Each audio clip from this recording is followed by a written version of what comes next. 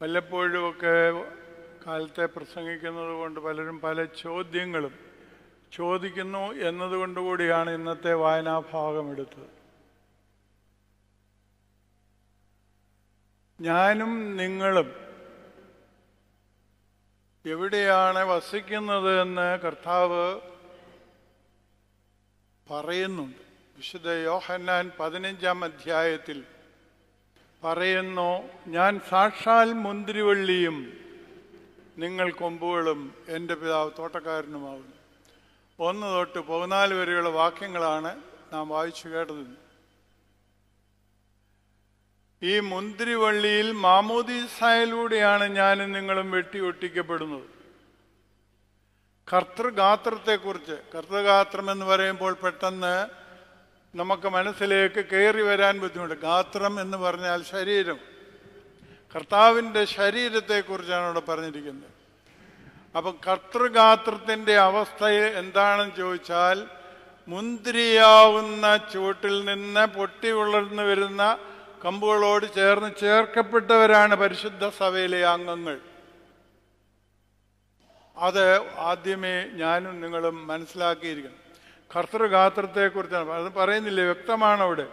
നിങ്ങൾ കൊമ്പുകളാണ്, അതുപോലെ തന്നെ എൻ്റെ പിതാവ് തോട്ടക്കാരനാണ്. ഈ കാര്യങ്ങൾ വ്യക്തമായ ഭാഷയിലാണ് നമ്മളോട് പറഞ്ഞത്. നമുക്കറിയാം, ബഡ് നടത്തിയാൽ ബഡ് ചെയ്ത് കഴിഞ്ഞ് പിന്നെ കൊമ്പുകളൊക്കെ ഉണ്ടാവും, ഇല പൊഴിയും, ഇലച്ചിലുകളുണ്ടാവും, ഇല പൊഴിയും. പക്ഷെ തണ്ട് പോവില്ലല്ലോ, തണ്ട് അവിടെ തന്നെ ഇരിക്കും. ആത്മാവാകുന്ന തണ്ട് അവിടെ തന്നെ ഉണ്ടാവും. അല്ലാതെ ഒരില പൊഴിയുമ്പോൾ അതോടുകൂടി അതിരുന്ന കൊമ്പും കൂടി മുറിഞ്ഞു പോവുകയില്ലല്ലോ. അതല്ലേ കൃഷിയുടെ വാലപാഠം. ഇത് നമ്മൾ അറിയണം. ഒന്നാമതായിട്ട് കർത്താവ് നമ്മളോട് പറയുന്നത് അതാണ്.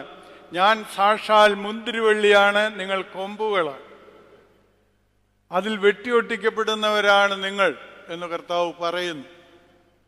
രണ്ടാമത് 3 ഇതാണ് ഉപമകളാണ് വേദപുസ്തകത്തിൽ പ്രധാനമായിട്ട് സഭയെ കർത്തൃഗാത്രത്തെക്കുറിച്ച് പറഞ്ഞിരിക്കുന്നത്. പൗലോസ്ലീഹ പറയുന്നു, ക്രിസ്തുവാകുന്ന തലയ്ക്ക് കീഴിലുള്ള ശരീരമാകുന്നു.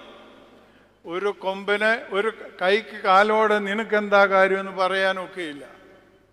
അതുപോലെ പല കാര്യങ്ങളും അവിടെ പൗലോസ്ലീഹ പറയുന്നു. 1 കൊരിന്ത്യർ 3-ാം അധ്യായത്തിൽ പറയുന്നതായ പ്രത്യേകമായ ഒരു വിശേഷണമുണ്ട്. അവിടെ പറയുന്നു, ക്രിസ്തുവാകുന്ന അടിസ്ഥാനത്തിന്മേൽ പണിയപ്പെടുന്ന ഓരോ കല്ലുകളെ കുറിച്ച് അവിടെ പറയുന്നുണ്ട്. എന്നിട്ട് അവിടെ പൗലോസ്ലീഹ പ്രത്യേകിച്ച് പറയുന്നതായ ഒരു കാര്യമുണ്ട്. അതിന്മേൽ വിലയേറിയ കല്ലുകൾ, അതുപോലെ വിലയേറിയ തടി, വെള്ളി, പൊന്ന്, രത്നങ്ങൾ കൊണ്ട് പണിയപ്പെടുന്നു. അതൊക്കെ സൂചിപ്പിക്കുന്നത് കർത്തൃസന്നിധിയിൽ ശ്രേഷ്ഠമായി ജീവിച്ചവരെ കുറിച്ചാണ്.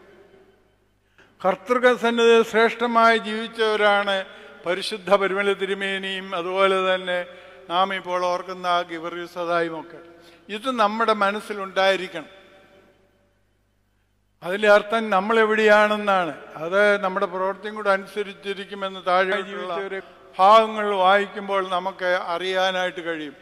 അവിടെ പറയുന്നുണ്ട്, പൗലോസ്ലീഹ പറയുന്നു, തീയിൽ ശോധന ചെയ്യുമ്പോൾ, വൈക്കോലിൻ്റെ കാര്യം പറയുന്നുണ്ട്, തീയിൽ ശോധന ചെയ്യുമ്പോൾ കത്തിപ്പോകുന്നതിന് ഛേദം വരും. ഞാനും നിങ്ങളും കർത്തൃഗാത്രത്തിൽ ഛേദം വരുന്ന അവസ്ഥയിലാണെന്ന് ഓർക്കുക. കർത്താവ് നമ്മളോട് പറയുന്നത് എന്താണ്?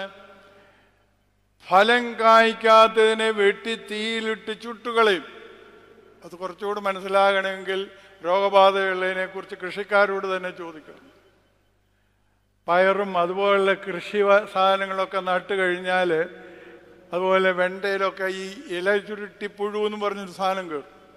എത്ര മരുന്നടിച്ചാലും കുഴപ്പമില്ല. പിന്നെ അതിന് ആകപ്പാടൊരു മാർഗം, ഒന്നിൽ ആ കാമ്പ് വെട്ടിക്കളയുക, അല്ലെങ്കിൽ ചുവടയെ പിഴുത് തീയിലിട്ട് കളയുക. അല്ലെങ്കിൽ പിന്നെ അത് വരും. അതുപോലെ ചില മുഞ്ഞ എന്ന് പറഞ്ഞ്, ഞങ്ങളുടെ നാട്ടിലെ മുഞ്ഞ എന്നാണ് പറയുന്നത്, ഇവിടെ എന്നാണോ അറിയില്ല. ആ മുഞ്ഞ കയറിയാൽ പിന്നെ അതും ഇത് തന്നെയാണ് ഫലം, രോഗബാധ. എൻ്റെ പിതാവ് തോട്ടക്കാരനാണ്, നല്ല വളമൊക്കെ ഇട്ട് മരുന്നൊക്കെ അടിച്ചു തരും. പക്ഷേ ഞാനും നിങ്ങളും അതിന് പ്രതികരിക്കാതിരുന്നാൽ മിസ്രൈംകാർക്ക് പറ്റിയതുപോലെ എനിക്കും നിങ്ങൾക്കും പറ്റും. മിസ്രൈംകാർക്ക് പറ്റിയതന്നെ അവരോട് പല പ്രാവശ്യം മോശമുഖാന്തരം ഉപദേശം കൊടുത്തു. 10 ബാധ കൊടുത്തു. എന്നിട്ടും രോഗം ഫറവോനും കൂട്ടർക്കും മനഃചാഞ്ചല്യം വന്നില്ല. അവസാനം ചെങ്കടലിൽ മുക്കിക്കളയുന്നത് വരെ അവരുടെ അഹങ്കാരം പെരുത്തിരുന്നു. തീയിലിട്ട് ചുട്ടുകളയുക എന്ന് പറഞ്ഞാൽ, ചിലരൊക്കെ പറയും പിതാവായ ദൈവം ക്രൂരനായിട്ടല്ല.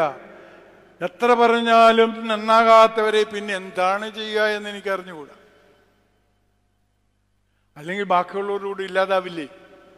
ഇത് നാം പ്രത്യേകിച്ച് ഞാനും നിങ്ങളും കർത്തൃഗാത്രത്തിൽ വസിക്കുന്നത്. അതുകൊണ്ടാണ് പരിശുദ്ധ പൗലോസ് ശ്ലീഹ പറയുന്നത്, കുരിന്തിലെ വിശുദ്ധന്മാർക്ക് എഴുതുന്നത് എന്തെന്നാൽ, പരുമലയും അതുപോലെ തന്നെ മലങ്കര ദേശത്തുള്ള ആൾക്കാരെല്ലാം ഉണ്ടല്ലോ, അവിടുത്തെ വിശുദ്ധന്മാർക്ക് എഴുതുന്നത് എന്തെന്നാൽ, ഞാനും നിങ്ങളും വിശുദ്ധ വിളിക്ക് വിളിക്കപ്പെട്ടവരാണ്.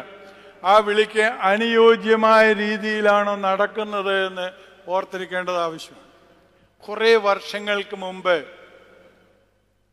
ആലുവയിലെ വലിയ തിരുമേനിയെയും പാമ്പാടി തിരുമേനിയെയും ഗീവറീസ് തിരുമ്മാവായും പരിശുദ്ധനായി പ്രഖ്യാപിക്കാൻ ഒരു വാർത്ത കണ്ടു. ഒത്തിരി വർഷങ്ങൾക്ക് മുമ്പ്. ഉടനെ മറുഭാഗത്തെ ശ്രേഷ്ഠൻ പറഞ്ഞു, ഇവർ ഞാൻ ചത്താലും എന്നെയും വിശുദ്ധന്മാരായി പ്രഖ്യാപിക്കുമോ എന്ന്. അത് പറ്റില്ല കേട്ടോ. എന്ത് ചെയ്യുന്ന തോന്നിവാസവും കാണിച്ചേച്ച് വിശുദ്ധനായി പ്രഖ്യാപിക്കപ്പെടുമെന്ന് വിചാരിക്കുന്നത് മണ്ടത്തരം. രണ്ടുപേരും, മലുവായിലെ വലിയ പിതാവും ഈ പറഞ്ഞ ആളും തമ്മിൽ ഒത്തിരി വ്യത്യാസം, അജഗജാന്തരമെന്ന് നമ്മൾ പറയും, വ്യത്യാസമുള്ളതാണ്. നമുക്കെന്തു കാണിച്ചാലും മനുഷ്യർ നമ്മളെ പൊക്കിക്കോളും എന്ന് വിചാരിച്ചാൽ, ഞാനും നിങ്ങളും പറഞ്ഞിട്ടില്ല പരിശുദ്ധ പരുമേൽ തിരുമേനി പരിശുദ്ധനായത്, മാതാവ് പരിശുദ്ധയായത് ഞാനും നിങ്ങളും പറഞ്ഞിട്ടില്ല. വട്ടശ്ശേരി തിരുമേനി പരിശുദ്ധനായത് ഞാനും നിങ്ങളും പറഞ്ഞിട്ടില്ല. അത് ദൈവത്തിൻ്റെ കണക്ക് പുസ്തകത്തിൽ അത് മറ്റുള്ളവർക്ക് ബോധ്യം വെടുത്തി കൊടുത്തുകൊണ്ടാവുന്നതാണ്. ചുമ്മാതെ വിശുദ്ധരാവില്ല. നാം നന്നായി ജീവിച്ചില്ല എങ്കിൽ നമ്മെ വെട്ടിയെടുത്ത് തീയിലിട്ട് ചുട്ടുകളയും. അടുത്തൊരു ചോദ്യം പലപ്പോഴും പലരും ചോദിക്കുന്നതാണ്, പ്രത്യേകിച്ച് ഇപ്പം കുറച്ച് നാളായിട്ട് ഇത്തിരി കുറവുണ്ടതുള്ളൂ. ഉമ്മൻചാണ്ടിയെ സംബന്ധിച്ച് വന്നപ്പോൾ നെരുമേനി എന്നാണ് അവിടെ ഞാൻ താമസിക്കുന്നിടത്തിന് കത്തോലിക്കരാ എന്നാ പറയുക. ഞാൻ പറഞ്ഞു അതൊക്കെ സമയം പോലെ അങ്ങനെ ഉണ്ടെങ്കിൽ ദൈവം തമ്പുരാൻ തീരുമാനിച്ചോളും, ഇത് നമ്മളൊന്നും തീരുമാനിക്കേണ്ട കാര്യമില്ല. നന്നായും ജീവിച്ച മനുഷ്യനായിരുന്നുവെങ്കിൽ ദൈവത്തിൻ്റെ കണക്ക് പുസ്തകത്തിലാണ്, നമ്മൾ എഴുതുന്ന കണക്ക് പുസ്തകത്തിലല്ല വിശുദ്ധനായി തീരുന്നത്. അതുകൊണ്ട് ഞാനും നിങ്ങളും ഈ വിശുദ്ധന്മാരെ ഓർക്കുമ്പോൾ അവർക്ക് അനിഷ്ടമായത് ചെയ്യാതിരിപ്പാൻ, അവർക്ക് ഇഷ്ടമല്ലാത്ത പ്രവർത്തിക്കാതിരിപ്പാൻ, അവരോട് ചേർന്ന് ദൈവത്തെ സ്തുതിക്കുവാൻ, ദൈവനാമ മഹത്വത്തിനായി ജീവിക്കാനായിട്ട് കഴിയണം. ഞാനെന്ത് ചോദിക്കുകയാണ്, 70-ലെ പ്രശ്നമുണ്ടായത് ആർക്കു വേണ്ടി, എന്തിനു വേണ്ടിയാണ് വിശുദ്ധനാകാൻ കാത്തിരുന്ന ആ മനുഷ്യൻ ഈ സഭയെ ഇത്ര ദ്രോഹിച്ചത്? അതൊന്നും ദൈവത്തിൻ്റെ കണക്ക് പുസ്തകത്തിൽ നല്ല കാര്യങ്ങളല്ല.